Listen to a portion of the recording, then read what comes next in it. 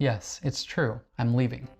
But not for long. And actually, I have an announcement for the video I'm going to be releasing when I get back, but more on that in just a bit. So first of all, why am I leaving? Because I'm going to go do something that I have dreamt of doing for over 2 years now. I'm finally going to be visiting Japan. As many of you may know, I have been learning Japanese for a while now. Even though I don't really talk about it as much these days, I have continued to learn. In fact, just before this, when I was preparing for this video, I was listening to this video in Japanese as well. So yes, I am very much continuing to learn. And the whole reason I've been learning Japanese is because I have wanted to live there for 3 years now. And you might ask, well then why didn't you just go? Why didn't you become part of the language program over there? Why didn't you just go get a job over there? All of those sorts of things. And of course, those are good options for some people, but for me in particular, I do not want to forfeit so much of my free time to a full-time job and suck the writing time out of my day. I want to figure out a way to live there using the income from this channel as well as from my writing. But before I live in a place, it does make sense to at least visit, does it not?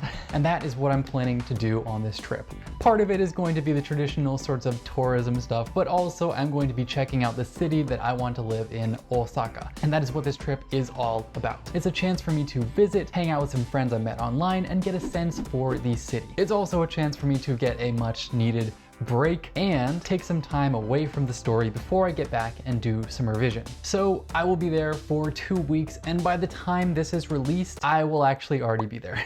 But still, I didn't want to leave you hanging, so I've been working my butt off to create a video for next week, a week from when this video comes out, as well as one for when I get back. And that brings us back to the announcement I mentioned earlier. Basically, in order to finish the first draft of my story before I left, I had a pretty savage 2 days of writing in which I wrote more than 20,000 words.